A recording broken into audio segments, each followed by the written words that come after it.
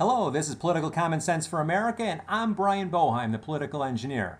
And this is the last, yes, the last of our installments on the mini-series of understanding the federal budget and understanding tax reform. This is part 6, and this is about the fair flat tax.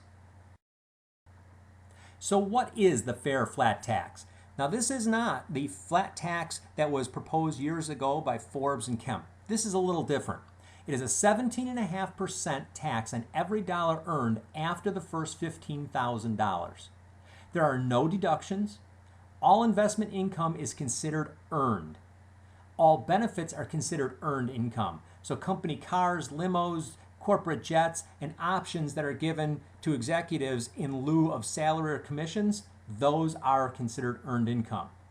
Along with that, this particular tax plan has a 0% corporate tax. Finally, this is only meant to cover the discretionary budget.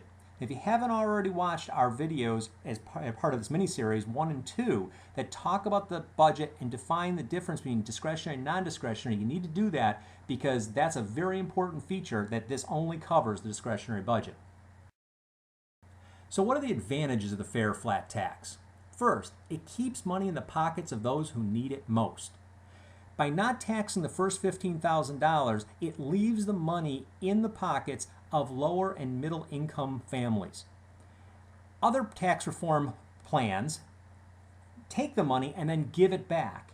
And that in and of itself slows the economic system down and makes it more difficult. This particular plan leaves the money in their pockets for them to spend immediately. It also eliminates tax barriers that make it more difficult to climb the economic ladder. And if you saw our video on progressive tax reform, one of the things that happens in a progressive tax is there are these thresholds that make it very difficult to climb the economic ladder. Those will no longer be in place. Next, this eliminates all loopholes. There won't be any deductions to manipulate. There won't be any special treatment. There will be no loopholes. So you can have the greatest accountant in the world and it won't matter because you will be treated the same as the average person. It also eliminates special interest groups. That's right. No longer can special interest groups pay off our politicians to cut special deals for tax incentives. That is going to be a thing of the past. Next, it eliminates the need for personal tax returns, and the IRS will no longer be involved in understanding or looking into your personal wealth because it doesn't matter. It's all about income. Finally, because of the 0% corporate tax, it will allow for the repatriation of global corporate profits, and that means money coming back into the United States, and that means more jobs. Now, let's take a look at the disadvantages of the fair flat tax. First, this tax is only focused on the discretionary budget. It is only going to handle the part of our expense that is around the Department of Defense, Homeland Security, and infrastructure. All the non-discretionary issues we still have to handle.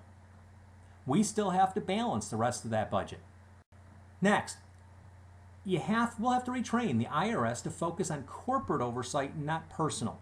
Because part of the deal with a 0% corporate tax is going to be the fact that they will have a greater level of scrutiny because we'll have to track the income they put out, and we'll also have to track their accounting. And this is going to actually provide an interesting positive effect that we didn't mention in the previous slide, that it's going to prevent the Enron situations, the Adelphia situations, the Lehman Brothers situations that we've had in the past because the accounting is going to be much tighter at the corporate level.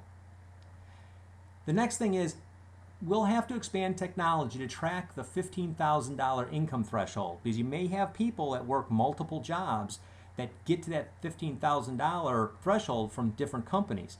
So what we'll have to do is improve our technology to make that effective. Finally, there's going to be a worldwide uproar over a U.S. 0% corporate tax. Of course there is. They're going to lose some of the profits that they're hanging on to, and it's going to come back to the United States, and they're going to lose some of the jobs. Those jobs are going to come back to the United States. My opinion, let them roar. That completes the mini-series on the federal budget and tax reform. I hope you've enjoyed it. Please feel free to send questions or ideas to info@thefranklinparty.org. Thank you.